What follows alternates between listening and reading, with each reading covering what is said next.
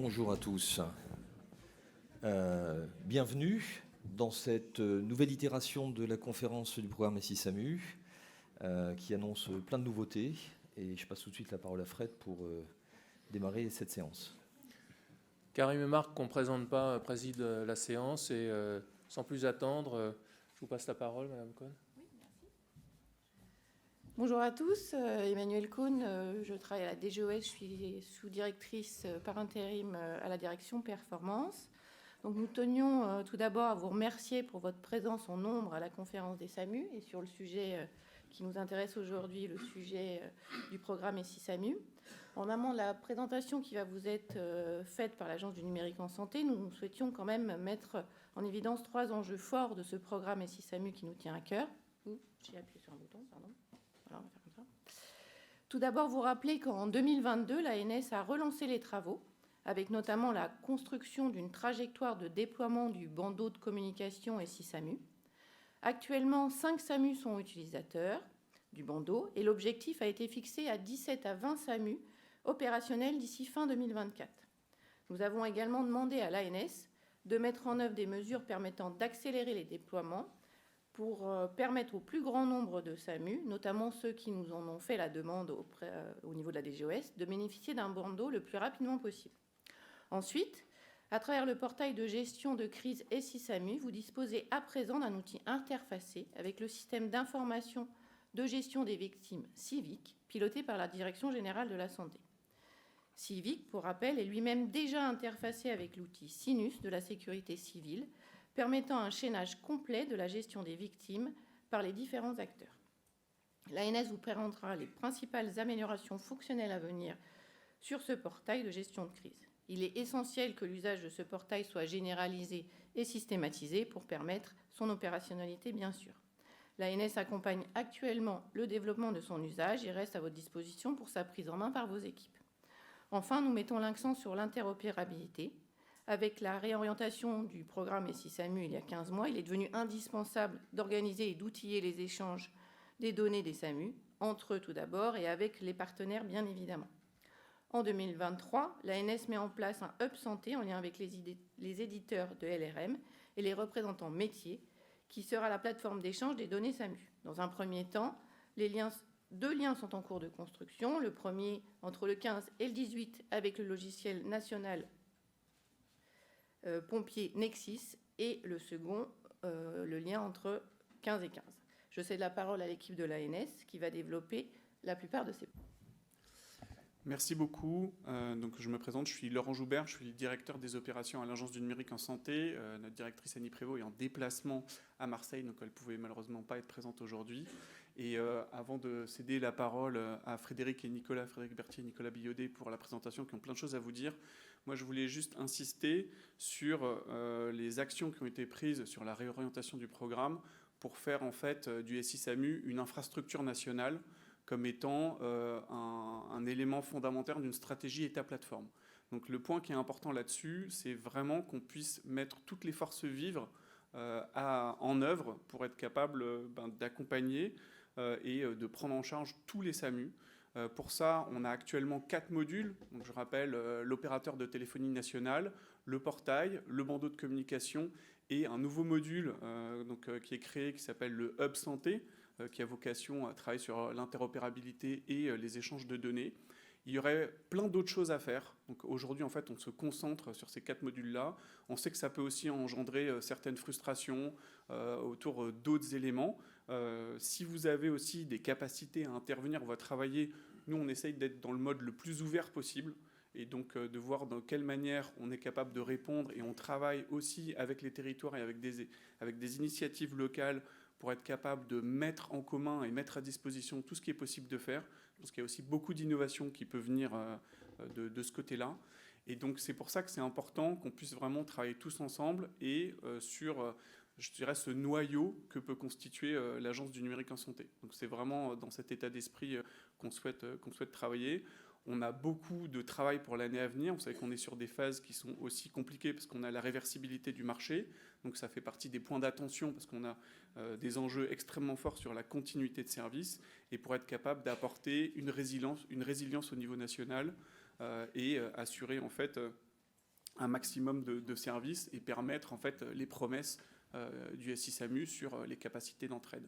Donc l'objectif, c'est, voilà, je vais tout de suite passer la parole, on se garde un temps de questions-réponses à la fin qui me paraît important pour que la session soit la plus interactive possible. Merci beaucoup.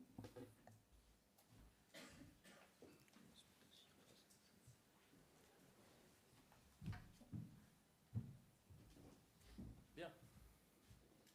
Alors, donc Nicolas et moi, nous allons faire un duo, ce que nous faisons dans notre quotidien. Quand vous nous voyez débarquer, localement, on est deux. Parce qu'en fait, on représente le déploiement, Nicolas, et le métier. Et donc, c'est très important d'avoir... vous savez que c'est également un programme médico-technique. Ce n'est pas un truc technique, parce que le technique tout seul, ça ne marche pas. Alors, on est là pour vous parler d'abord de ce qui s'est passé depuis l'an dernier, qui est un moment, comme l'a rappelé Mme Cohn, important dans la réorganisation et la réorientation du programme. Et ce n'est pas qu'un changement de logo que vous avez aperçu sur la première diapositive. Donc, qu'a-t-on fait en 2022 au deuxième semestre ? Alors on a fait effectivement beaucoup de choses. Donc c'est quasiment une année jour pour jour avec la dernière conférence des SAMU. On était à quelques jours de la bascule du deuxième SAMU sur le bandeau de communication, le SAMU de Laval. Donc deuxième SAMU avant les vacances d'été, et puis deux autres SAMU sur la fin d'année, le SAMU de Rodez, le SAMU de Beauvais. Et en passant Beauvais, en fin de compte, en faisant les calculs rapidement côté Agence du numérique en santé et programme SI SAMU, on s'est aperçu qu'on dépassait le traitement de plus d'1 million d'appels d'urgence qui transitaient par la plateforme. Donc avec 3 SAMU déjà déployés, plus d'1 million d'appels déjà en traitement. Sur l'opérateur télécom national, dont il a été rappelé que c'était une brique qui permettait entre autres de faire de la description d'activité sur les appels téléphoniques qui rentrent dans les SAMU, c'est aussi une brique de résilience. Il n'y a aucune difficulté pour le déployer aujourd'hui sur le terrain. Il n'y a pas de fatalité technique. Aujourd'hui, on est à 33 SAMU qui sont déployés. On a des belles perspectives, on en parlera un petit peu tout à l'heure. Donc, fin d'année, 30 SAMU. On a passé le COP des 30 SAMU déployés sur l'opérateur télécom national. Ce qui est important également, ce n'est pas un déploiement, mais c'est un élément important de notre feuille de route. Il y a une instruction des GOS qui a été publiée en octobre dernier qui permettait de refixer les perspectives du programme SI SAMU. Et ça a été un peu notre guideline côté programme SI SAMU pour aller voir dans les territoires, leur présenter nos solutions et construire la trajectoire de déploiement qu'on va vous présenter tout à l'heure. Autre élément très important avant la fin de l'année, c'est que le portail SI SAMU, il est déployé déjà dans beaucoup de SAMU et il a été utilisé dans un exercice Novi, donc un exercice nombreuses victimes qui a été piloté par le SAMU 44 et le SDIS 44, plus de 300 personnes impliquées, et donc il a montré son opérationnalité dans des crises d'envergure, donc exercice très, très important qui a été relayé sur les réseaux sociaux, entre autres. Autre fait marquant, bien sûr, pour tenir la cadence qui a été rappelée tout à l'heure par la DGOS sur les déploiements, il fallait qu'on reprenne également tous les travaux de déploiement. Donc ça nous a permis de relancer la mécanique des opérations sur le terrain, sur le déploiement de notre solution de communication nationale, donc bandeau de communication, 5 démarrages de bandeaux, SAMU de Troyes, SAMU de Tarbes, SAMU de Nîmes, de Privas et de Dreux. Et puis, pour pouvoir construire une trajectoire, il faut connaître nos SAMU, donc des déplacements en région, 12 SAMU, 12 visites de sites qui nous ont permis d'appréhender les problématiques concrètes sur le terrain, les fragilités qui sont rencontrées sur les infrastructures, sur l'acheminement des appels téléphoniques, pour pouvoir donner du sens à la trajectoire qu'on a proposée au métier, qu'on a proposée à la DGOS et qui a été validée. Frédéric, tu veux peut-être donner quelques mots sur le métier ? Je peux continuer. Sur les interfaces. Tu as fini Oui, sur cette partie-là, tu peux peut-être évoquer. Alors, sur d'autres faits marquants, effectivement, ce n'est pas uniquement des déploiements opérationnels sur le terrain, c'est aussi des mises à disposition de briques essentielles à notre offre de service. Donc, entre autres, par rapport à ce que j'évoquais tout à l'heure sur l'exercice Novi qui a été réalisé sur le SAMU 44, pour pouvoir faire cet exercice, il a fallu bénéficier d'une brique importante qui était celle de l'interconnexion des systèmes de gestion de crise de l'État, donc interconnexion civique, Sinus et portail SI SAMU qui a montré tout son intérêt. Pour le métier, pour les utilisateurs, également une évolution qui est arrivée et qui rentre aussi dans le champ d'exécution du Ségur du numérique en santé, c'est la mise à disposition du ProSanté Connect pour faciliter, accélérer la connexion aux outils numériques mis à disposition par l'État. Donc ProSanté Connect mis à disposition des SAMU. Le portail de statistiques, donc c'est un portail de business intelligence qui est aussi ouvert à l'ensemble de la communauté métier pour tous les SAMU qui sont déployés sur le bandeau de communication, sur le service opérateur télécom national, sur le portail SISAMU. Ce portail BI permet d'apporter toutes les informations sur les activités sur ces 3 services. Donc portail qui donne un accès sécurisé avec des indicateurs métiers construits par la communauté. Et puis, renouveau du programme SISAMU, c'est aussi le redémarrage des travaux avec la communauté métier, avec 2 GTT métiers, 2 groupes de travaux qui ont été organisés en fin d'année et qui permettent de co-construire la trajectoire sur l'offre de service du programme SISAMU. Donc effectivement, hein, vous êtes très nombreux à travailler dans les groupes de travail métier. En plus, on les fait en visio maintenant, donc ça facilite la participation. Vous êtes nombreux, enfin vraiment très nombreux. On est plus de 300 à travailler sur l'expression de besoins métiers. C'est le seul programme qui a une expression métier aussi importante, aussi intense, aussi agnostique des logiciels qu'on utilise et aussi diversifiée dans les métiers qui représentent la communauté. Et donc cette année, elle a été importante au-delà de on déploie pour répondre aux enjeux et aux directives de la nouvelle orientation. Elle a été importante dans l'outillage mis à disposition. Et il y a des choses qui parfois passent inaperçues. Enfin, Pro Santé Connect, c'est pas un truc à négliger. C'est un changement majeur. Alors, les médecins libéraux se connaissent ça par cœur parce qu'ils ont fait de la vaccination et donc ils ont dématérialisé leurs cartes. Il faut absolument que les urgentistes et les assistants de régulation médicale fassent la même chose. Parce que c'est la garantie pour vous d'avoir un moyen de communication, de connexion sécurisé supplémentaire au portail SISAMU, mais également à tous les autres outils civiques, les outils régionaux, le portail SISAMU, le DMP. Vous accédez à l'espace numérique des patients en régulation. Enfin, moi, ça a changé ma vie. Et ça a changé la façon dont je régule certains patients. Puisque tous les courriers des patients, les hôpitaux alimentent, etc. Et on arrive à trouver des documents structurants très utiles. Donc, indépendamment, c'est ça aussi le programme SISAMU, c'est accompagner la communauté métier pour expliquer quels sont les changements majeurs dans l'outillage quotidien, indépendamment de ce qu'on déploie. Alors, dans la vraie vie, l'interco civique Sinus et SISAMU, elle était attendue.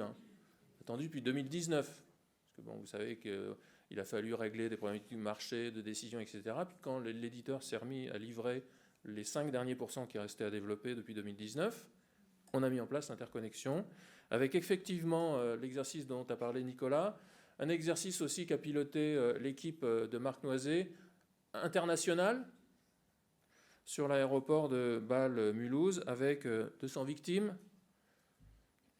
Impossible de faire ça dans un logiciel de régulation médicale, 200 victimes. Et SISAMU, le portail de gestion de crise, c'est un outil de pilotage de la crise. Où sont mes patients, où est-ce qu'ils en sont, combien j'ai à évacuer, etc.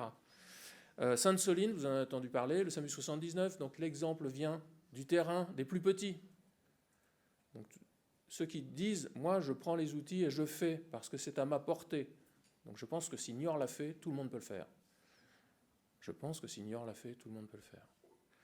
Ils avaient le portail, ils ont interconnecté l'événement SISAMU aux 4 événements Sinus ouverts et à l'événement civique qui a été ouvert en coordination avec Jérémy Carré de la DGS, que je remercie aussi pour sa disponibilité.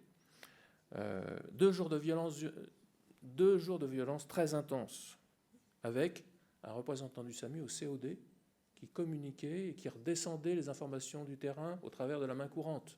Majeur. Il faut que les SAMU de zone s'y mettent. C'est impossible.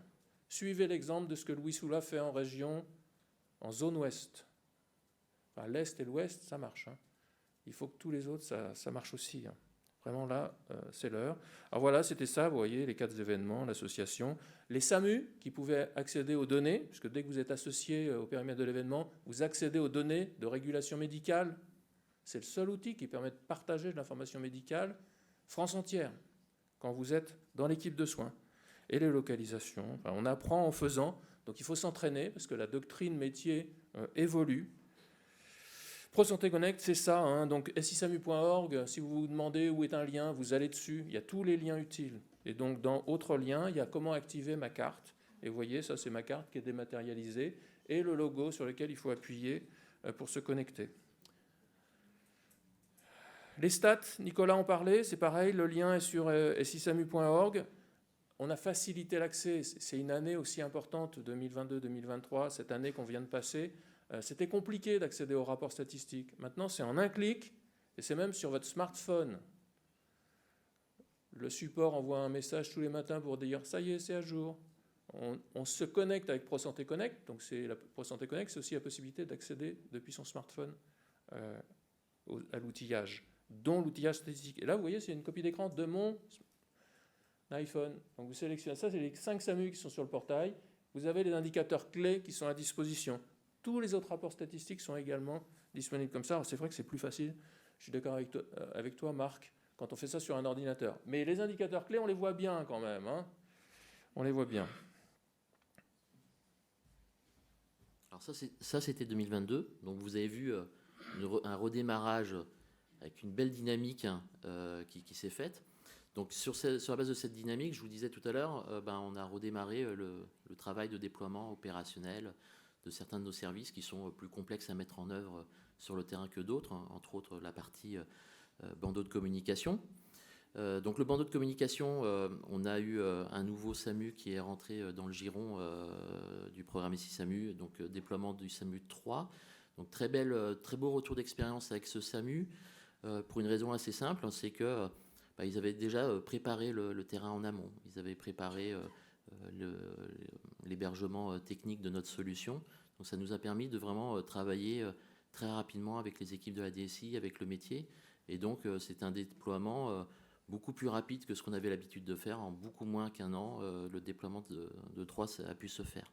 Et là, d'ici quelques petits jours, là, une partie de mon équipe est déjà sur place en Occitanie, à Tarbes, pour le déploiement du SAMU de Tarbes. Donc SAMU de Tarbes, ce sera notre 6e SAMU qui sera déployé sur la solution. SAMU avec des particularités, c'est un SAMU de montagne. On a fait des adaptations de notre produit à des particularités locales. Et puis ce sont des SAMU, ceux qui ont été déployés en 2022 et ceux qui sont aujourd'hui en cours de déploiement et proches du déploiement en 2023. On va leur proposer des choses qui les intéressent fortement, c'est-à-dire l'interconnexion du bandeau de communication SISAMU avec leur logiciel de régulation médicale. Ce sont des choses qui sont très attendues par le métier et qu'on commence à concrétiser avec un certain nombre d'éditeurs. On poursuit également le déploiement sur le terrain de l'opérateur télécom national.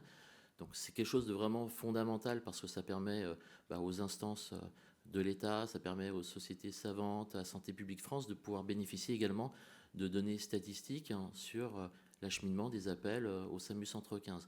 Notre perspective aujourd'hui, comme vous le voyez, aujourd'hui à la conférence des SAMU, on est à 33 SAMU déployés sur l'opérateur télécom national. Je le disais tout à l'heure, il n'y a pas de fatalité technique. Tous les SAMU sont d'une façon ou d'une autre éligibles au déploiement de cette solution. C'est un déploiement qui est rapide, facile, non intrusif et qui n'est pas du tout consommateur en temps pour les équipes du SAMU ou des DSI et qui apporte vraiment beaucoup de valeur, soit sur la description de l'activité téléphonique des SAMU, soit au niveau de la potentialité de gestion par routage de secours, de crise technique qui pourrait survenir.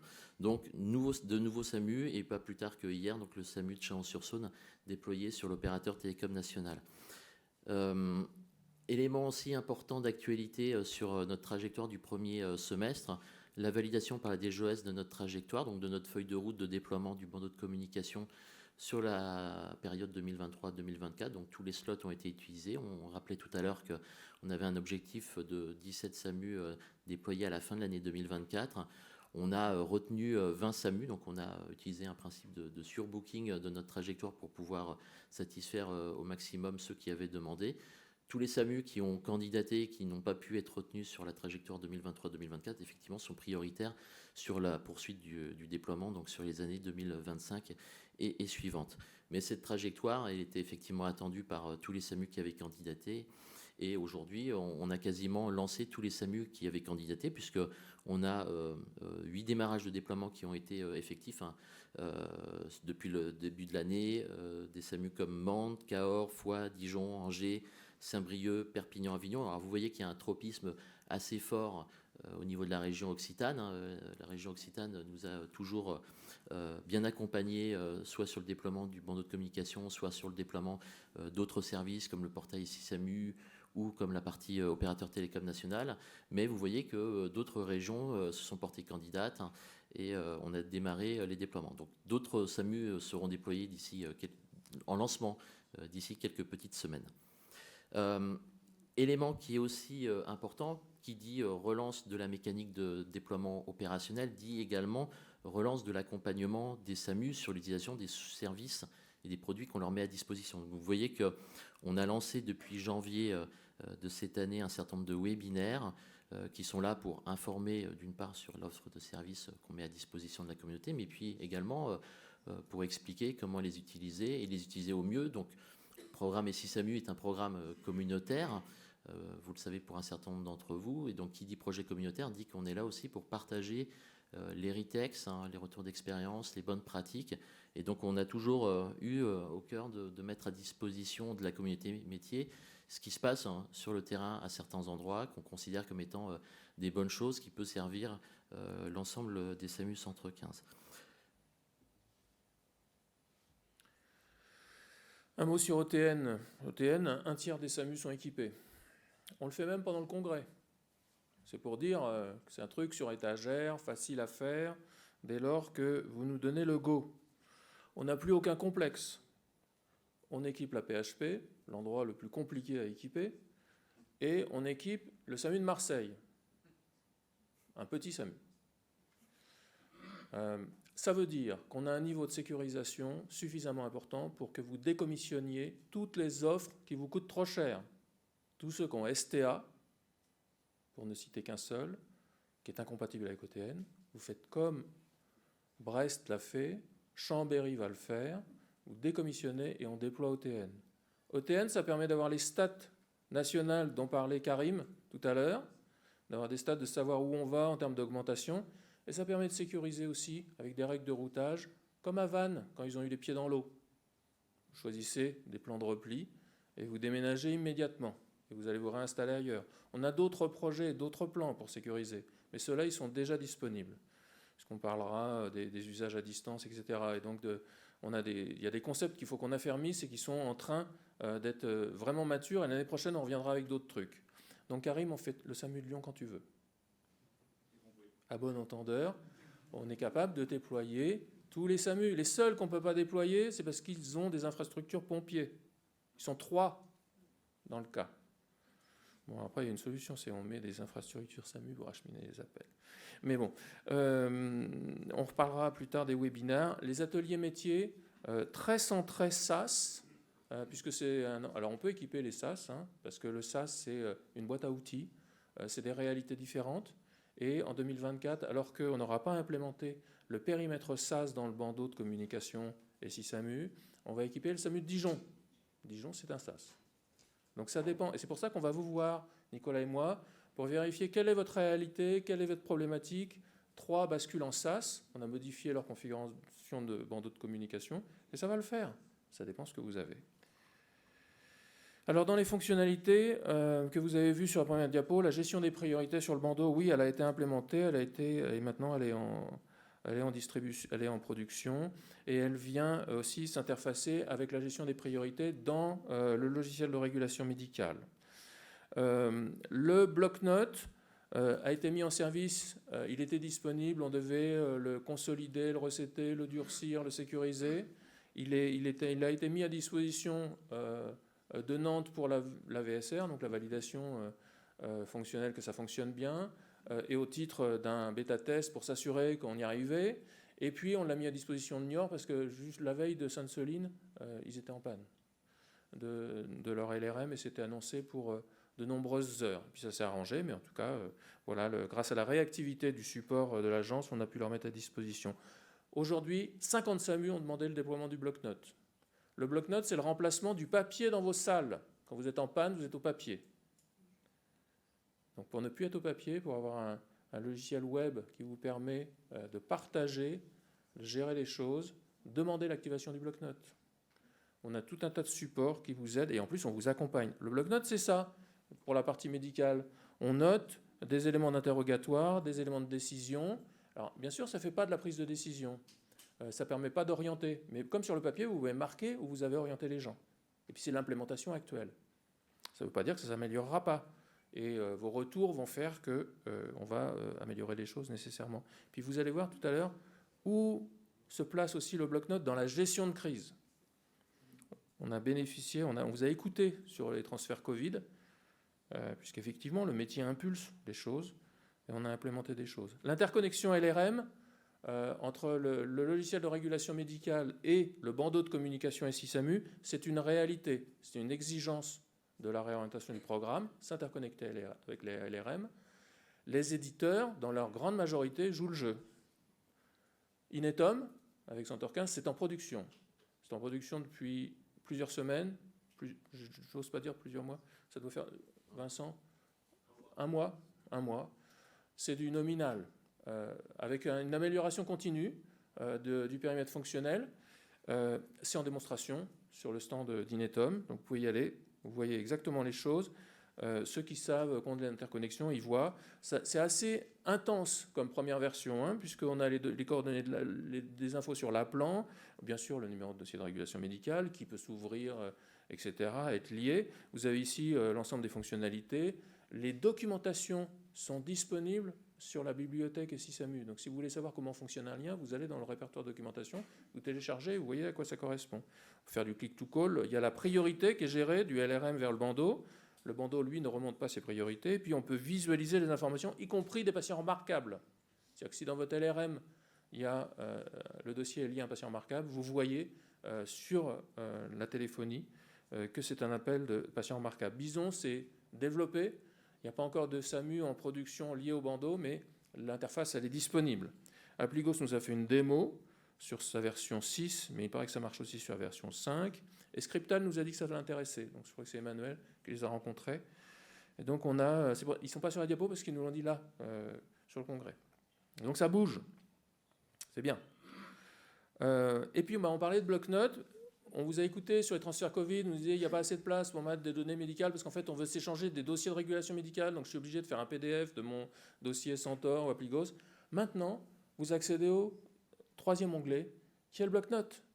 Tous les SAMU qui sont liés à l'événement voient les données. On peut y mettre ce qu'il faut, on peut codifier quelle est l'hypothèse, quel est le diagnostic, c'est la codification FEDORU. Merci à la FEDORU pour avoir répondu et transmis les données. Et c'est des nomenclatures SISU. Donc quand vous utilisez le bloc-notes, vous prenez connaissance des nomenclatures utilisées dans le cadre de l'interopérabilité avec Nexis. Donc notre avenir proche vis-à-vis de l'interconnexion avec les pompiers. On a mis en place une extraction. Tous les jours, on sait combien de patients sont traités. Donc ce matin, il y avait l'extraction des patients qui ont été pris à Annecy. 51 blessés, dont 9 urgences absolues. D'accord ? Le SAMU d'Annecy, parce qu'ils utilisent au quotidien le portail SI-SAMU, principal rétex des attentats de 2015. Quand on n'utilise pas au quotidien les outils de gestion de crise, ça ne marche pas. Île-de-France est bien placée pour savoir que le portail Île-de-France était en rade au moment de 2015, et Antares s'est effondré. Pourquoi ? Parce qu'il ne l'utilisait pas au quotidien. Donc utiliser au quotidien le portail, c'est la garantie après d'accéder aux données faites par les autres et qui vous associent à l'événement, ou de pouvoir le faire vous-même. Donc les compteurs ce matin, c'est 4171 patients en 2023, dont 355 la semaine dernière et déjà 305 cette semaine depuis lundi. Donc un gros usage déjà. Et on continuera à améliorer les choses. Alors les 24 heures du Mans, quelques-uns m'ont dit vas-y, parle-moi des 24 heures du Mans. Remarquable, le SAMU 72, dans la zone, donc un de mes voisins, dans la région Pays de Loire, avec Joël Pantier, qui, sur le plan SSE, a une forte dynamique de son équipe. C'est un gros... les 24 heures du Mans, c'est le centenaire, 97 fois, des blocs opératoires avec la gestion des brûlés. Enfin, il s'est passé des choses graves aux 24 heures du Mans plusieurs fois, dont un qui a fait 200 ou 250 morts dans le public, 57 je crois, 55. Je suis pas un fan automobile. Et donc, ils prennent ça très au sérieux. Et donc, cette année, ils utilisent le portail pour gérer, en relation avec l'ARS Pays de Loire, un dispositif prévisionnel de secours interconnecté à un civique prévisionnel. Et ils gèrent les patients en fonction des localisations et des événements. Ça dure sur 10 jours, les 24 heures du Mans, le centenaire. Donc là, ça se termine dimanche. Donc tous les jours, ils ont l'extraction des patients qui ont été pris, les remontées depuis Civic, puisqu'on a des données assez complètes de prise en charge. Et donc vous avez ici des copies d'écran anonymisées de ce qu'ils font, avec cet écran-là, qui est stratégique pour la gestion des situations sanitaires exceptionnelles et des DPS. Là, tous les patients ont été évacués ou laissés sur place. Quand il y en a en attente de soins, attente d'évacuation, vous le savez là, et ensuite vous allez sur les dossiers. Donc celui qui s'occupe de l'orientation, il est au courant. C'est un outil de pilotage médical. Les webinaires, Nicolas en a parlé, sécurisation de l'activité, du déploiement pour les prérequis, tout ça, on les met à disposition, on verra tout à l'heure. Alors, la fin de l'année, le deuxième semestre va également être très très riche côté du programme SI-SAMU. Donc, je ne veux pas me répéter, mais on va poursuivre la dynamique de déploiement de l'opérateur télécom national. On va finaliser le déploiement de l'opérateur télécom national à la PHP. Je rappelle, la PHP, c'est 4 SAMU. Et donc, on va poursuivre après avoir fait le 93 et le 92, on va faire le 75. Donc, dans la perspective Coupe du monde de rugby, dans la perspective Jeux olympiques de Paris, ça permettra d'avoir une description d'activité téléphonique pour l'ensemble des 4 SAMU. Exactement. On va poursuivre également le déploiement du bandeau de communication, donc avec le SAMU de Dreux, SAMU de Centre-Val de Loire, et puis un événement important pour nous, mine de rien, puisque au mois d'octobre, on va déployer le SAMU de Nîmes, donc c'est notre premier CHU, et c'est un SAMU de taille très honorable, c'est presque 50, un peu plus de 50 positions de travail à équiper, donc c'est un gros SAMU au sens du programme SAMU, et ça va être le plus important qu'on aura eu à déployer jusqu'à présent. Alors bien entendu, on aura d'autres CHU à déployer sur l'année 2024. Frédéric évoquait tout à l'heure le cas du SAMU de Dijon, qui est un SAMU en mode SaaS. On va également poursuivre, parce qu'on vous a parlé de trajectoire 2023-2024, mais nous, maintenant que le programme est reparti et qu'on est au bord d'un TGV, on va travailler sur la trajectoire 2025. Donc il faut qu'on travaille aux côtés de la DGOS, avec les acteurs qui nous ont montré un intérêt fort et croissant à l'utilisation de nos services, en particulier sur la brique de télécommunications, de voir avec eux à quel moment on va s'accoster par rapport à leurs perspectives internes. On va aussi reprendre le déploiement du bandeau national avec le SAMU d'Auxerre et Carcassonne. J'avais oublié un nom tout à l'heure, il y a le SAMU de 82, SAMU de Montauban. Il n'est pas oublié, il va démarrer dans très peu de temps, parce que je vois Hélène dans le public. Il n'est pas oublié, il va démarrer d'ici quelques petites semaines. Travail très important aussi qui a été rappelé par la DGOS en introduction, c'est qu'on a une feuille de route avec des déploiements qui sont aujourd'hui, je ne vais pas dire limités, mais on a un certain rythme de croisière et de déploiement sur une année calendaire.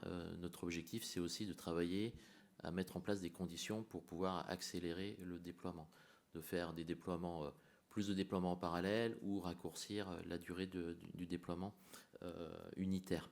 Donc ça, c'est très important. Et puis, bien entendu, Frédéric le disait tout à l'heure, moi je l'avais dit aussi tout à l'heure également, pas de fatalité technique. Tout le monde est éligible avec, moyennant quelques volontés. On peut aboutir à un déploiement quasi France entière de l'opérateur télécom national. On a d'autres perspectives aussi en termes de mise en service de nouveaux produits ou services à notre catalogue. La bibliothèque SI-SAMU, vous entendez souvent aussi utiliser le terme de gestion électronique de documents. Vous en avez certains aujourd'hui dans votre périmètre SAMU. L'idée aujourd'hui, c'est de le raccrocher au portail SAMU. Pour ceux qui sont fidèles à la conférence SAMU, vous savez que le portail SAMU, on l'appelle souvent porte d'entrée à une galaxie de produits et services. Pareil, le portail SAMU va vous permettre, avec une porte d'entrée unique, d'accéder à de nouveaux services, et la gestion électronique de documents, bibliothèque et SAMU en est une.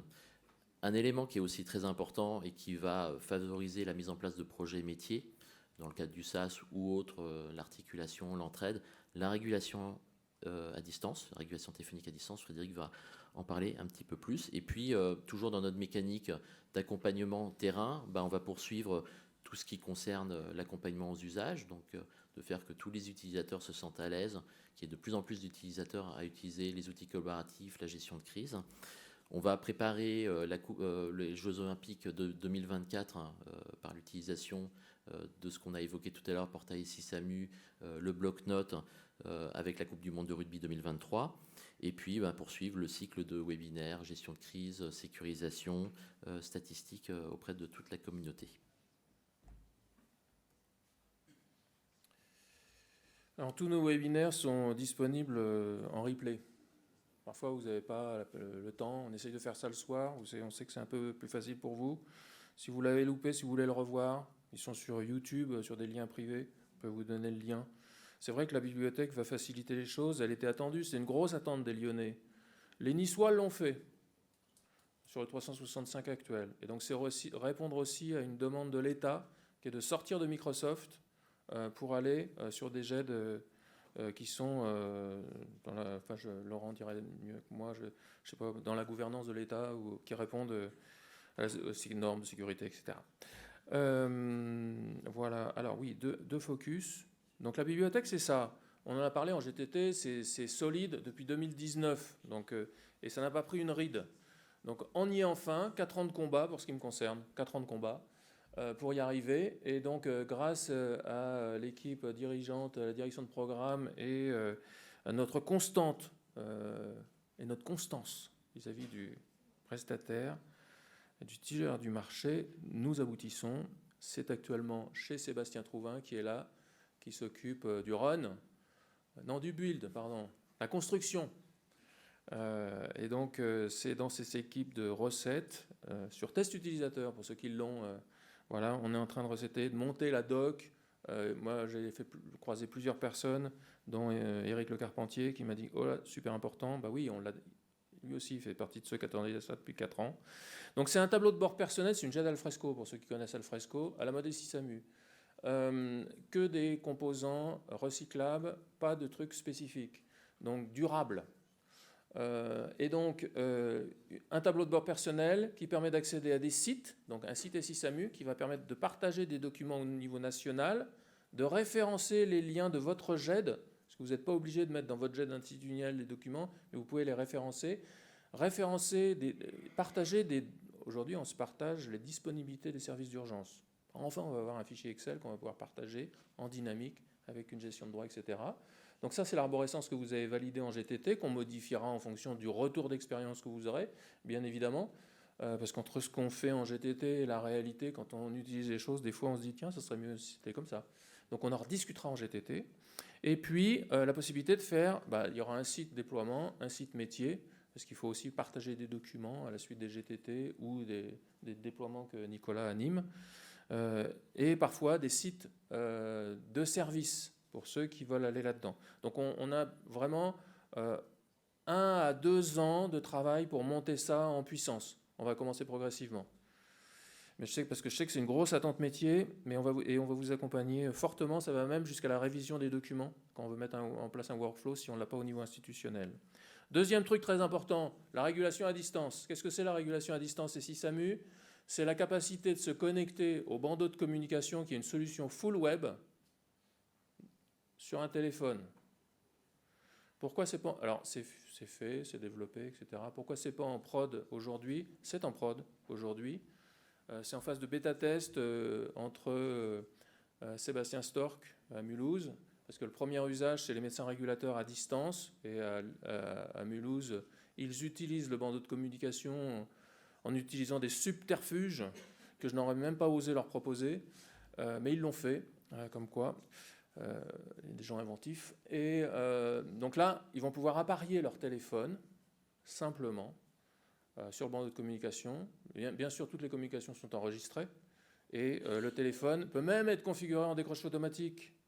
En fait, on a validé tous les usages. Alors, Sébastien est un homme prudent et la direction de programme raisonnable. Donc, elle dit, on va y aller étape par étape. La première étape, c'est la régulation à distance. Et puis en plus, accessoirement, il y a un coût sur les licences. Puisque si on augmente le nombre de licences, on augmente l'ardoise. Et donc, faut qu'on en reparle avec notre tutelle. Donc là, vous avez le bandeau de communication. Et voilà ce que c'est un régulateur à distance. C'est 2 flèches, on voit il y a un logo. Et on voit donc, vous voyez, c'est comme s'il était dans le CRA. C'est une grosse perspective sur le plan de reprise à l'activité quand on est KO sur son SAMU. C'est aussi des perspectives d'amélioration et de rapidité de déploiement. Je ne vous présente pas le bandeau. Sur les webinaires, il va arriver le webinaire de statistiques au 2e semestre, c'est-à-dire après le congrès. Il est déjà disponible en replay, en avance de phase. Donc ceux qui ont besoin un peu d'aide et pour lesquels la documentation produit, on fait un effort considérable de mise à jour des documentations produits. Enfin, moi, j'ai beaucoup souffert, comme beaucoup d'entre vous, de ne pas avoir de documentation des logiciels que l'on utilise. On a une documentation très précise, par périmètre fonctionnel, y compris pour les administrateurs, qu'on met à jour à chaque fois. On est au jalon 17.2, la bibliothèque est en 17.3, ça veut dire qu'on a livré 17 versions différentes déjà, depuis qu'on est en production à Mulhouse. Et puis, on va faire un truc sur les outils collaboratifs, et donc en particulier la bibliothèque. Alors voilà, si vous ne la connaissez pas, c'est la GED actuelle 365, très riche. Il y a des URL simples à retenir, formation.sisamu.org, votre lien, votre banque de liens, ou webinaire. Donc même quand on aura changé de site utilisant, l'URL sera la même. Là, c'est ce qui se passe sur le 365. Vous voyez le nombre de vidéos qui sont disponibles, des petites vidéos de quelques minutes ou des grosses vidéos de 45 à 60 minutes sur les webinaires. On peut même regarder ça dans le train, si on a téléchargé le truc. Oui, c'est moi. Je voulais juste revenir rapidement sur les webinaires pour remercier aussi tous nos experts métiers. Ils sont éparpillés dans l'Assemblée aujourd'hui parce que le programme SISAMU, on l'a dit, c'est un programme communautaire, c'est un programme métier. Et nos experts métiers qui sont des praticiens, des professionnels de santé, des armes qui travaillent au quotidien dans les SAMU, ils sont aussi dans le programme SISAMU, ils sont intégrés dans les équipes métiers, dans les équipes de déploiement et tous les webinaires qui sont organisés, la parole elle est portée aussi par les experts. Donc quand ça parle de statistiques, c'est Laurent Goua qui parle des statistiques. Quand ça parle de gestion de crise SSE, c'est Sébastien Storck à Mulhouse ou Laurent de Rennes qui parle, ou Cyril de Annecy qui parle. Donc on a vraiment cet ancrage métier qui nous va bien et qui permet vraiment de propager les bonnes pratiques, les usages et d'avoir une bonne utilisation de nos outils au quotidien.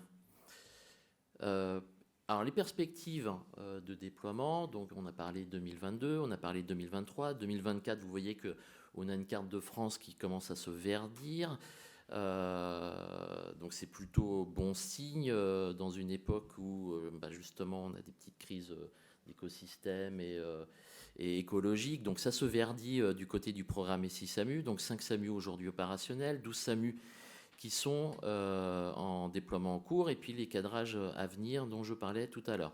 Les 20 SAMU qui sont sur notre trajectoire, tout à l'heure je disais, on a passé un cap avec 3 SAMU, 1 million d'appels d'urgence traités. Avec 20 SAMU, on va être à 4,3 millions, 4,5 millions. Bon, ça bouge régulièrement et ça plutôt vers le sens de l'inflation. J'ai parlé tout à l'heure également du surbooking. Surbooking, le terme, c'est un anglicisme, mais c'est là aussi pour dire que on veut aller vite, mais on sait quand on commence, mais on a parfois des délais un petit peu plus longs que prévu au niveau du déploiement. Donc on ne veut pas retarder le train. Tout à l'heure, je disais qu'on était dans un TGV, donc la locomotive, elle est lancée à pleine vitesse, et les SAMU, on va les commencer et on veut aller le plus rapidement possible. Puis certains vont avoir soit des difficultés à gérer le rythme qu'on va leur proposer, donc il faut qu'on en mette plus dans le train. Bon, on n'a pas de difficulté à en mettre plus sur le train aujourd'hui. Donc perspective, mise en service avant 2023, 4 SAMU qui étaient opérationnels, 2023, 4 SAMU de plus, et sur notre trajectoire 2024, entre 9 et 12 SAMU. Bon, c'est dur de ne pas faire d'erreur dans les diaporamas. Donc, vous voyez Brest, dans les 12 en cours de déploiement, en fait, c'est Saint-Brieuc. Mais avec Nicolas, c'est un acte manqué, parce qu'on va aller à Brest et à Rennes après les vacances. Parce qu'effectivement, il faut qu'on prépare le début 2025 et ils font partie des SAMU qu'on doit mieux connaître. Voilà. Et l'ordre n'est pas l'ordre de déploiement, l'ordre des noms. D'habitude, on met par ordre alphabétique. Pas qu'il y ait un mot sur le Hub Santé. Le Hub Santé, c'est la garantie, dans le cadre de cette réorientation du programme, que les logiciels de régulation médicale puissent communiquer avec le restant de l'écosystème. Avec une première brique, un chantier qui est porté par Romain Fouillant, qui est à côté de Sébastien Trouvin, pour tous ceux qui ne le connaissent pas. Ils sont là, ceux qu'il faut venir voir après, qui sont à votre contact quotidiennement. quand vous avez besoin, au-delà du support. Eh bien, on a fait, l'équipe de Romain a fait 2 ateliers métiers avec les éditeurs, une dizaine d'ateliers métiers avec Nexsys, la reprise des travaux pour remettre sur les rails les histoires de nomenclature SISU. Vous savez, la nature va avoir du vide. 3 ans de vide, ça fait mal. Et un atelier éditeur, Nexsys, SISU, des points à point avec les éditeurs, parce qu'on a très, très vite compris que les mettre tous dans la même salle, c'était compliqué.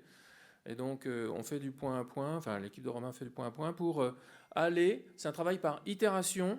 Vous avez la roadmap là, des itérations à droite pour mettre en place ce lien entre les LRM et la solution nationale Nexsys qui va remplacer les SGA, SGO des SDIS, les systèmes de gestion de l'alerte et opérationnels des SDIS. Et le chemin critique, c'est la roadmap de déploiement de Nexsys. Et alors bien sûr, il y a le SAMU 77 et le SDIS 77 qui sont interconnectés avec Nexsys. C'est en train de démarrer. Je ne sais pas exactement où ils en sont. En tout cas, c'est un peu c'est leur premier. Donc c'est avant le hub. Et donc réorganiser ça dans le hub santé.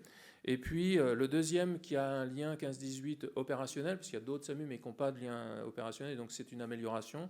Mais le deuxième où il y a avant-après, c'est un petit SDIS, le SDIS 44, énorme SDIS avec un rythme, un logiciel, un interco 15-18 très riche, le plus riche de ce qui se fait en France. Donc c'est un truc simple à faire, évidemment.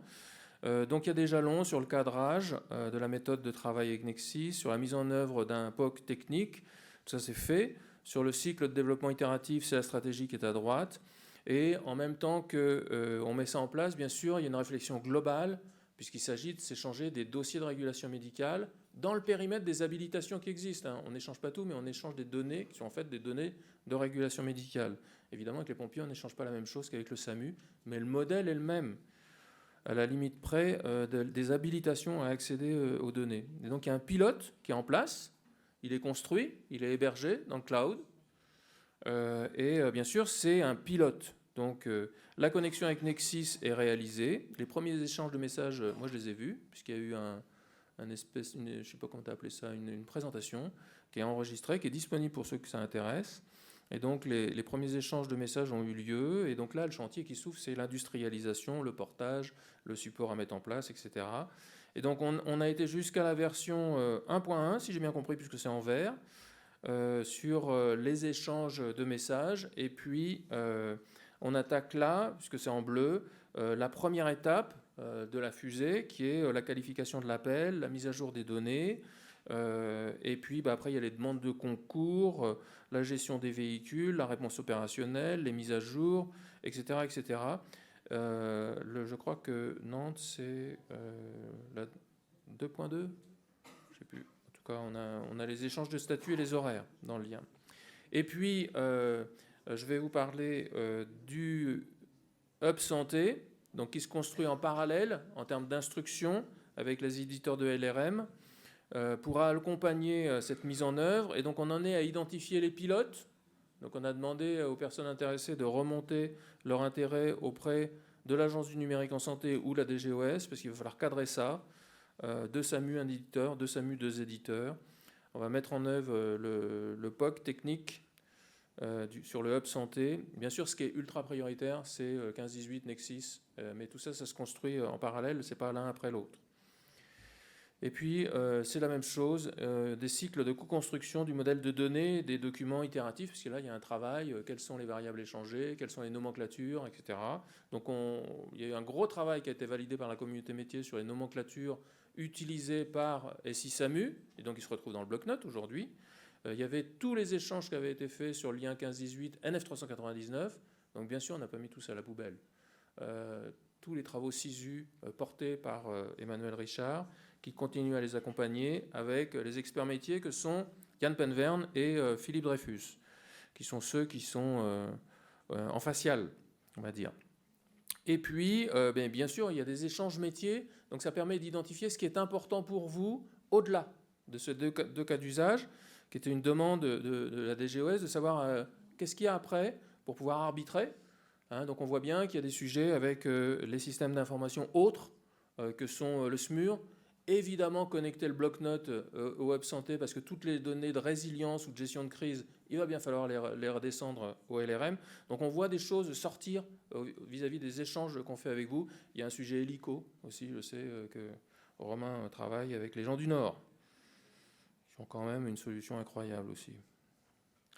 Bon, notre communication, on en a parlé un peu. Ça, c'est vraiment un gros travail chez vous. Vous avez participé en atelier, en GTT. On a été jusqu'à la fin du cycle atelier GTT. On a identifié les évolutions principales, intégré les nouveaux métiers, s'adapter aux nouvelles organisations, N1, N2, AMU, SNP, donc un changement de sémantique, d'organisation, aménager de nouvelles salles d'attente fonctionnelles, absorber des augmentations de ressources, variabiliser, génériquer pour en fait récupérer tous vos besoins pour être capable de les implémenter et de les mettre à disposition. Vous savez que le SISAMU, c'est un programme communautaire. C'est-à-dire qu'on n'arrive pas chez vous en disant au fait, vous avez besoin de quoi?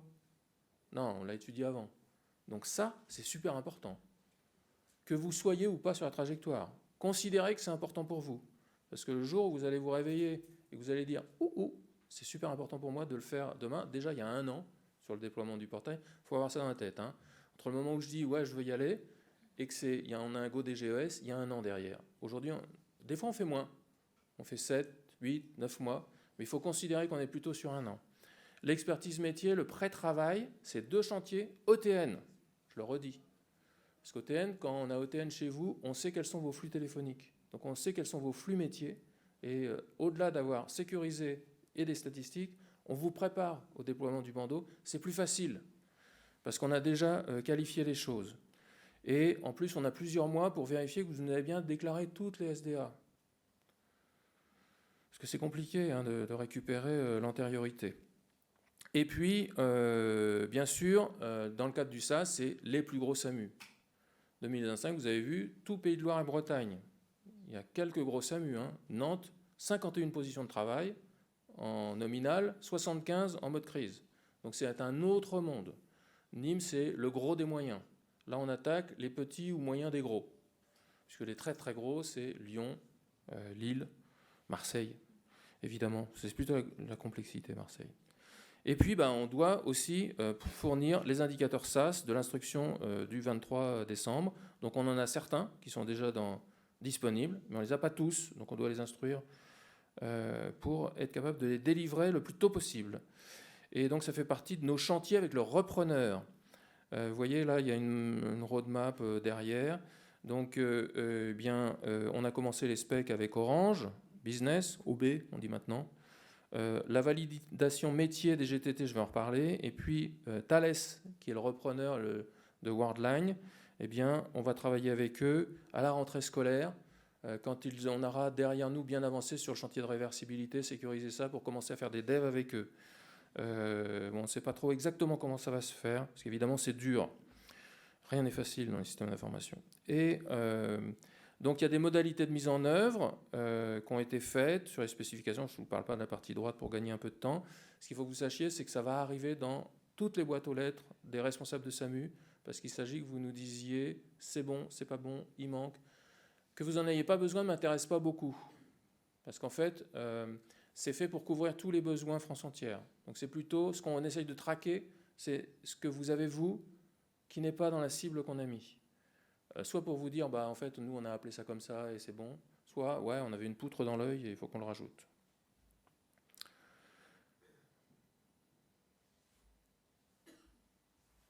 Ça, c'est 2025 et la suite. Exactement. Donc, c'est dans la continuité de ce que je présentais tout à l'heure. Je vous disais, la carte se verdit. Ce qui est aujourd'hui en jaune-orangé va se verdir sur les années 2025-2026. Donc, vous voyez qu'on va avoir des régions complètes qui seront déployées sur la partie bandeau de communication, la Bretagne et Pays de la Loire, entre autres.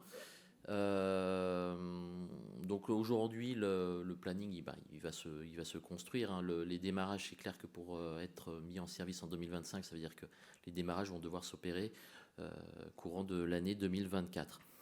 Je l'évoquais tout à l'heure également, c'est un élément important, c'est que vous voyez une trajectoire avec des SAMU qui arrivent progressivement.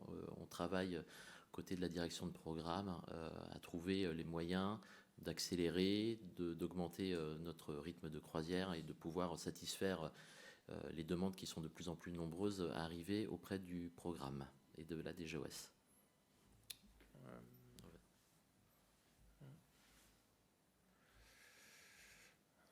Le surbooking, il est aussi fait pour répondre à vos impératifs. Certains c'est long, 1 an, hein. Donc on peut avoir des réalités qui s'installent. Et donc ne pas perdre de créneau de déploiement. Et donc remplacer quelqu'un parce que certains ont des contraintes. On a rencontré ça avec Avignon, par exemple. Ils avaient des sujets à traiter plus urgents. Il y a aussi répondre à vos exigences. On a rencontré Valence récemment. Ils ont des déménagements. Donc tout ça, on recueille le besoin et on le fait arbitrer par la tutelle. Donc on n'a pas encore présenté les choses, mais il y a des sujets qui permettent... Là, il y a des gens qui se disent « Ah oui, mais moi j'ai dit que je voulais » et qui ne sont pas sur la carte. Oui, mais il faut que la demande elle arrive à la DGOS ou à l'Agence du numérique en santé. Si vous n'avez pas fait écrire votre directeur... Parce qu'on s'est rendu compte que malgré l'instruction, certains pensaient qu'ils étaient dans le tuyau. Et pour être dans le tuyau, il faut le dire. Hein. Donc nous, on ne peut pas deviner. La DGOS encore moins. Enfin, je veux dire, si personne ne le dit, on ne risque pas de savoir. Et donc on attend toujours une réponse aura, qui nous dit pourtant, bon, ça va venir. Pas d'inquiétude, mais si vous n'êtes pas sur la carte et que vous pensez que ça devait être le cas, faites-nous signe. L'accompagnement proposé au SAMU, en fait, c'est 3 points sur lesquels on va passer assez rapidement, parce que je pense que vous voyez bien de quoi je veux parler. Faciliter les échanges entre professionnels, c'est les outils collaboratifs. Texte 2015, hein. Partager des informations, être en mesure de communiquer entre SAMU où que je sois.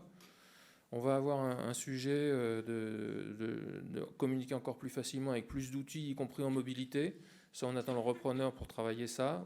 Moi, je n'arrête pas de recevoir des mails de votre part sur le fait que c'est important de se décloisonner de Firefox et de pouvoir utiliser en mobilité. Donc, on a bien pris en compte la demande, mais il faut qu'on l'étudie. Décloisonner, animer la communauté métier, vous voyez bien ce qu'on fait. Et puis, on est là aussi pour vous donner des conseils que vous en avez besoin, et on le fait assez souvent. On propose des services nationaux incontournables. Oui, hein, c'est... toute l'interconnexion avec Civic Sinus, la sécurisation par OTN. Vous avez compris ce que je pense du fait que certains hésitent encore à déployer OTN. On se demande bien pourquoi. Hein. Moi, je n'ai pas compris. Il y a des trucs que je ne comprends pas. Sécuriser votre LRM avec le bloc-notes, parce qu'en plus, sur la gestion de crise, la gestion de crise avec le volet qui va sur le bloc-notes, en fait, ça vous habitue à utiliser le bloc-notes en situation de résilience. Et puis, comme vous le faites pour d'autres sujets, il faut faire des exercices réguliers. Ainsi, je sais qu'à Mulhouse, ils font des trucs régulièrement. Et puis, il y a des pannes téléphoniques quand même assez souvent. Hein. Comme il y a un programme national, les gens se disent tiens, je vois la lumière dans la nuit. Et oui. Donc le support de l'Agence du numérique en santé est hyper réactif, donc écoute les signaux faibles. Et maintenant, on a décidé qu'on ouvrait un événement sur le portail de gestion de crise pour partager avec vous les événements, les informations, et y compris avec le ministère de la Santé et le Chorus. Et puis, comme on a un programme national, il y a des exigences en termes d'homologation, et on les traverse toutes. Ça, c'est l'interopérabilité, le hub, l'interfaçage, etc. On en a parlé, je passe dessus. Ça, c'est une plaquette qui résume notre offre, qui est à votre disposition, avec les différents modules dont on a parlé, sur lesquels je ne vais pas repasser. Ce qui est en pointillé, c'est des choses qui vont arriver. Les 2 trucs qui vont arriver dans l'été, c'est l'AGED et les usages à distance. J'ai oublié de dire un truc. En fait, on est en bêta-test avec Sébastien sur des usages en salle de régulation en mode distant à Mulhouse, parce que l'objectif est de démarrer les médecins généralistes en septembre pour déployer ensuite en Occitanie, parce qu'il y a une demande forte. Donc on s'est préparé à l'assumer. Et puis après, les autres usages, on est un peu coincé parce qu'on utilise des services ultra résilients de l'État, et donc des couches basses d'Orange Business Service, qui a de multiples clients, et SISAMU n'est qu'un de leurs clients. Et donc ils doivent changer une variable d'environnement. Et évidemment, ils ne le font pas pour les beaux yeux du programme SISAMU, puisqu'ils ont tous les autres clients à négocier. Cette mise à jour, elle est faite fin juillet par Orange Business. Et donc, c'est en fait le temps où ça sonne avant de passer en mode résilient, parce que entre le moment où on appuie sur le bandeau et le moment où ça arrive sur le téléphone, il faut que le médecin ait le temps de décrocher. Parce qu'évidemment, si on n'est pas en décroché automatique, il faut décrocher. Mais comme on a appuyé sur le bandeau, on s'attend à ce qu'il soit décroché, mais il ne faut pas que ce soit trop court. Pour l'instant, c'est un peu court. Donc c'est plutôt les experts. On veut un truc qui fonctionne tout seul pour les médecins généralistes. Voilà, ça vous le retrouvez aussi par ailleurs, sécurisation statistique, accompagnement, conseil, support 24/7 de l'agence, avec un niveau 1 qui est un niveau 1. On sait tous ce que c'est qu'un niveau 1. Bah oui, celui de l'agence, c'est un niveau 1. Et des experts, le niveau 3, qui est également disponible, et là, ça monte en puissance. Et un nouveau logo, vous l'avez remarqué, c'est la e-santé française. Voilà.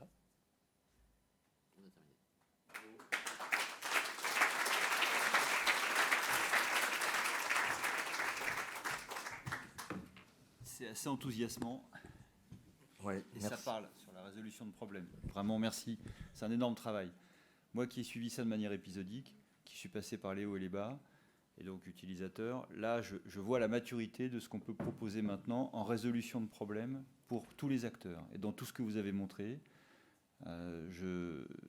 j'appréhende maintenant bien mieux ce qui nous impacte, c'est-à-dire l'interopérabilité, le collaboratif, la production de données, la sécurisation, qui est un sujet majeur. Donc c'est un énorme travail. Vraiment, je vous donne une félicitation collective. Et moi, vous m'avez réactivé sur certains sujets que j'avais pris avec un peu de distance. Ouais, non, mais j'ai bien entendu. En plus, tu as cité Lyon, donc on va relever le défi. Mais là, vous répondez à tout un tas de problématiques que l'on partage au quotidien et qui font sens et qui donnent envie de mettre un peu d'énergie parce que ça résout des problèmes. Le challenge à relever sur ETN, c'est 21 jours. Le CHU de Dijon a demandé à être sécurisé. Ils l'ont fait en 21 jours. C'est le challenge. Bon, après, c'est une boutade. Alors, je ne peux que m'associer évidemment à ce que dit Karim. J'ai souvenir de la dernière conférence il y a un an et l'amertume qui était la nôtre, que nous avions partagée très clairement, avec la DGOS notamment, et avec la direction du programme, avec une grande déception de cet arbitrage interministériel. On est relancé sur une autre trajectoire, une autre dynamique. On a un outil qui va être interopéré.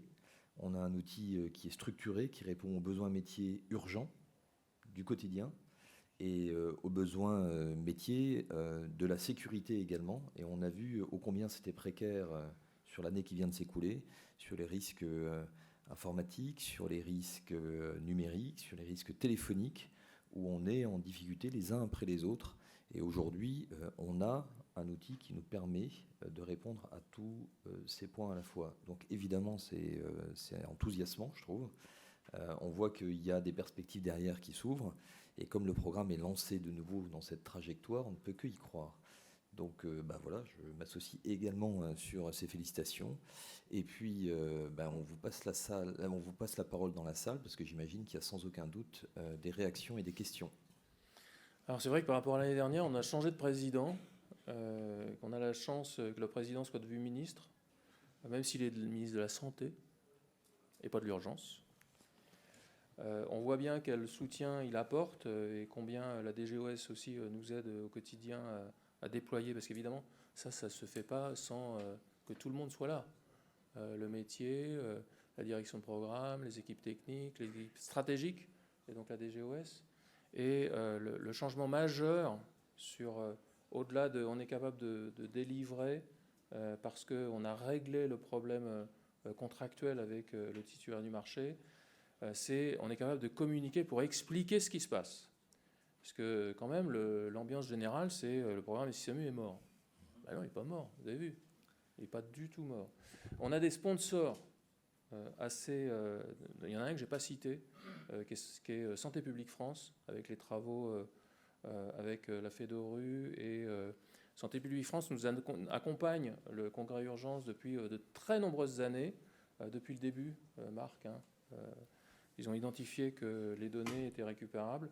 Ils ont bien compris que toutes les données OTN permettaient de faire de la veille syndromique. Donc c'est un élément de plus pour dire il faut que tout le monde soit sur OTN, ou en tout cas le plus grand nombre, qu'on atteigne la masse critique, surtout des sites qui sont stratégiques pour Coupe du monde de rugby, Jeux olympiques, pour faire de la veille sur ces endroits-là, et puis sécuriser les autres, parce qu'il y a quand même un petit sujet. Donc Santé publique France, et puis voilà. Et donc je pense que les messages sont passés, parce qu'en fait on est prêt. Vous voyez bien ce qui s'est passé, ce que Louis a fait en zone ouest, ce qui s'est passé hier à Annecy. On voit bien qu'on est prêt dans la vraie vie de Alors, ceux qui utilisent. Vous êtes prêts et vous mettez à disposition des Oui. outils pour conduire, non pas le changement, mais l'appropriation d'outils. Oui. Ça aussi, c'est intéressant. Et je ne l'avais pas complètement rentré dans le scope aussi. Donc, vous êtes prêts à proposer des méthodes adaptées aux situations locales. Donc, Oui. ça aussi, c'est important. Bon, ça va faire réagir. Il n'y a que des believers ici. Il y avait des gens qui étaient déçus et qui sont réactivés. Des messages d'espoir. La parole est à la salle. Voilà. Je vois quelques têtes que je ne vais pas désigner, mais je pense que c'est...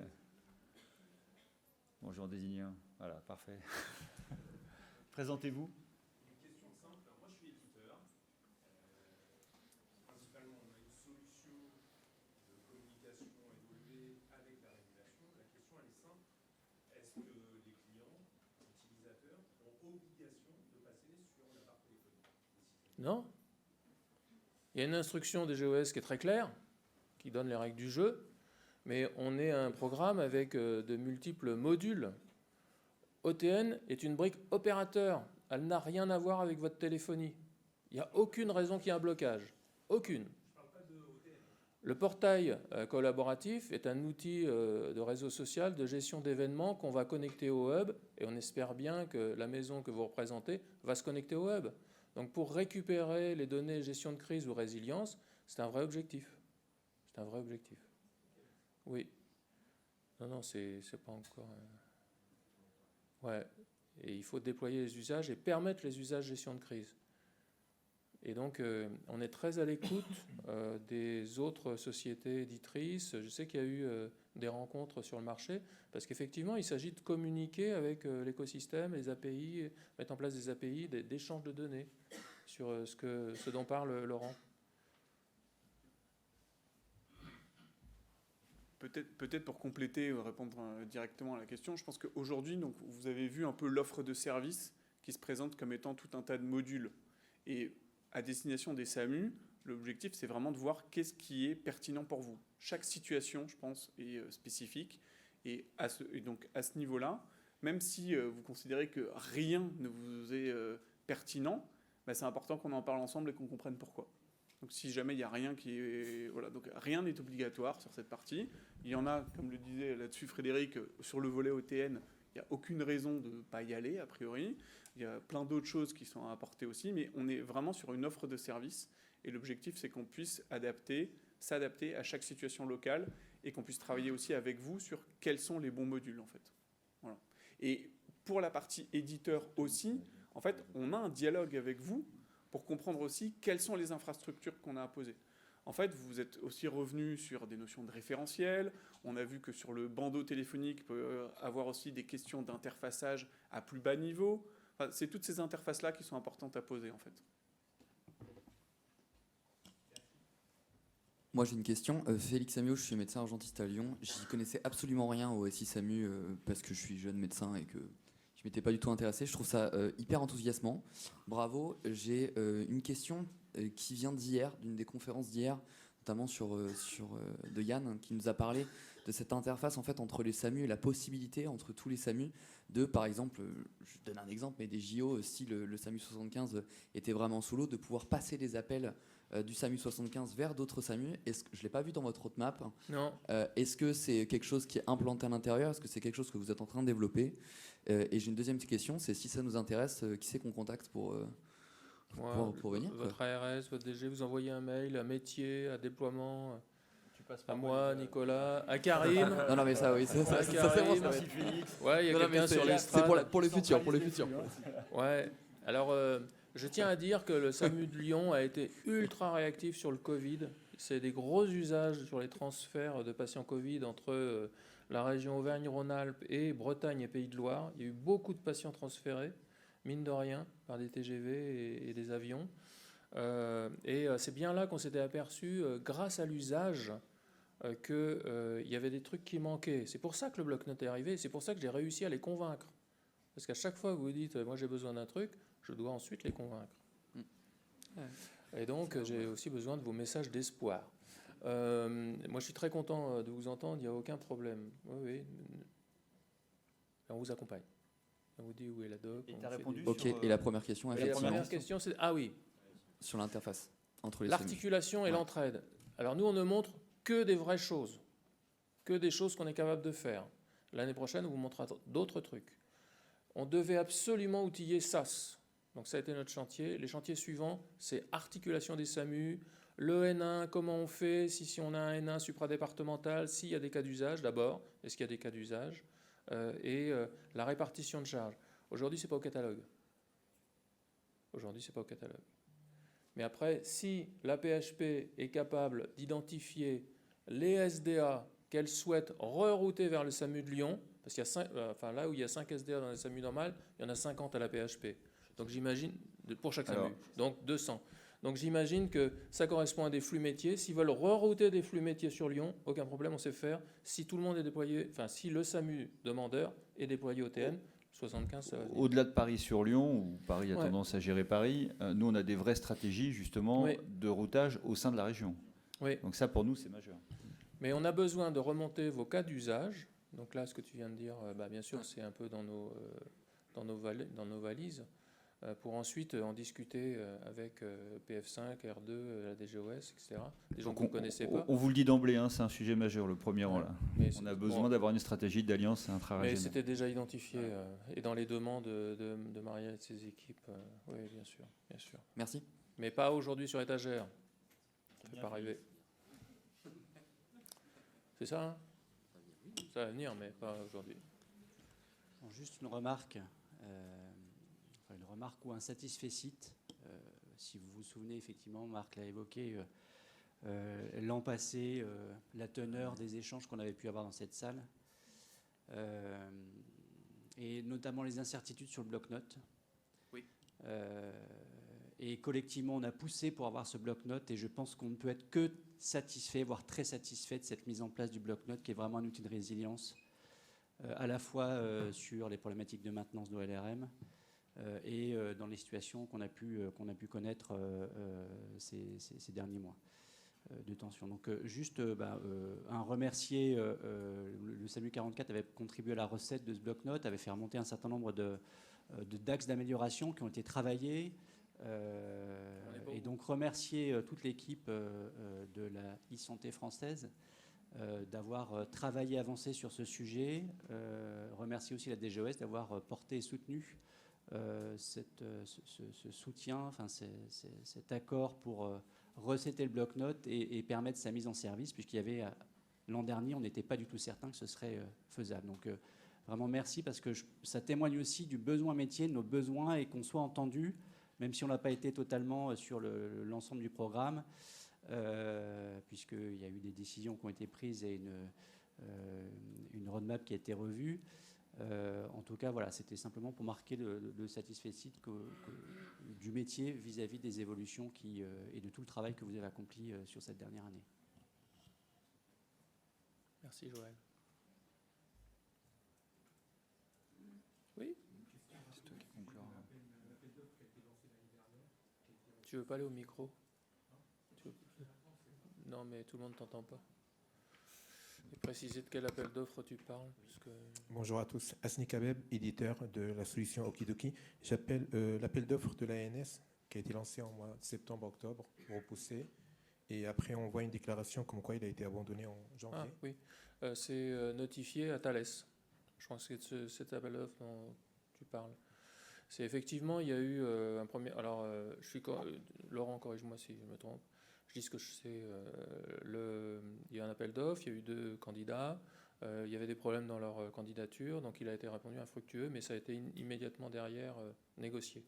Et parmi les analyses, celui qui a remporté l'appel d'offres, c'est Thales. C'est pour ça qu'on le voit, parce qu'effectivement, ça a été notifié, je crois, en mars ou avril, parce qu'après, il y a les deltas vis-à-vis des recours juridiques, etc. Et donc, ce qui travaille en ce moment, c'est la réversibilité, c'est-à-dire le changement de data center, pour faire compréhensible, où on change... donc, c'est ultra chaud sur le 2e semestre 2023. C'est pour ça qu'on a beaucoup délivré. Parce que fin de cycle égale, il faut sortir tout ce qu'on a dans les cartons, parce que sinon, on ne les sort pas. Ou en tout cas, on les sort avec le repreneur. Donc on a beaucoup délivré, mais aussi on en avait beaucoup aussi qui étaient presque prêts à délivrer. Voilà. Tu veux dire autre chose, Pierre ou Laurent, là-dessus? Ou Emmanuel? Non, pas d'inquiétude. Et un autre marché qui se pointe, qui est le renouvellement de M1, c'est-à-dire OBS, sur l'acheminement téléphonique. Parce qu'évidemment, c'est merveilleux. Ça n'en finit pas.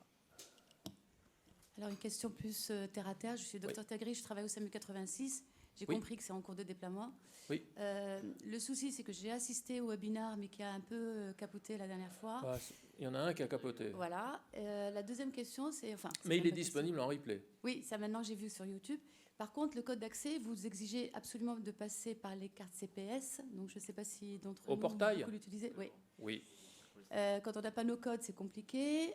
Les codes d'accès par l'adresse mail, vous devez nous envoyer un code que je n'ai jamais reçu. Donc, je ne sais pas si c'est un problème informatique ou pas. Il y a une spécificité. Alors, soit c'est une adresse perso ou pro que vous avez mis. Pro, oui. D'accord. Donc, il y a... Enfin, Poitiers, on suit depuis un moment. Parce qu'on voudrait déployer OTN à Poitiers, on n'y arrive pas, parce que le portail a commencé à être utilisé, puis dès qu'on veut redémarrer les choses avec Henri, notamment sur la gestion de crise, Henri de Lélis, que nombreux connaissent, et il y a des prérequis pour mettre en liste blanche certaines adresses, parce que si vous ne recevez pas le mail, c'est qu'il est mis dans les spams, le code. Et effectivement, la bonne pratique, c'est se connecter avec sa carte la première fois, donc les armes, il faut leur commander des cartes. Dans chaque établissement de santé, il y a un référent qu'on appelle Tom qui permet de connecter les cartes. C'est bien aussi d'avoir des cartes de prêt. Donc on peut en commander une dizaine ou une vingtaine pour être capable de les attribuer à des nouveaux venus en attendant qu'ils aient leur carte. Ou si quelqu'un a oublié sa carte, ça permet de gérer ça. Puis maintenant, dans les extractions, on sait qui a quelle carte. Donc, parce qu'avant, on ne savait plus où elles étaient. Donc ça, c'est disponible depuis quelques semaines. Et puis, c'est bien de valider tous les autres modes de connexion.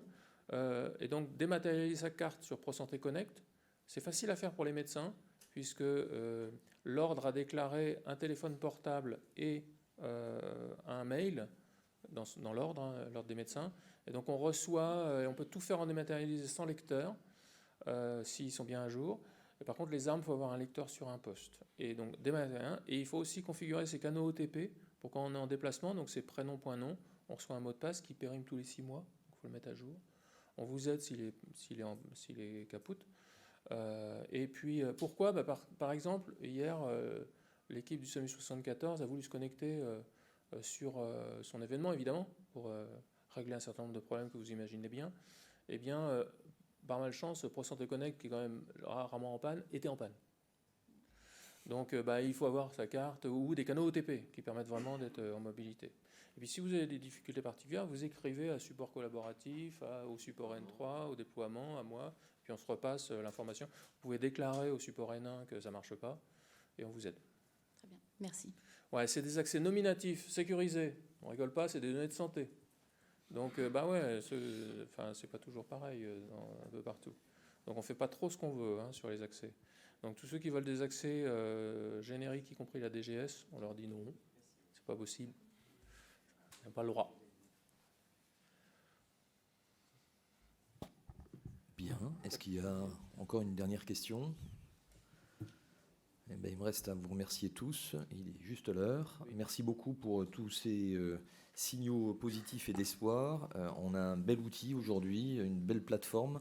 Il ne reste plus qu'à développer l'usage. Bonne journée à tous.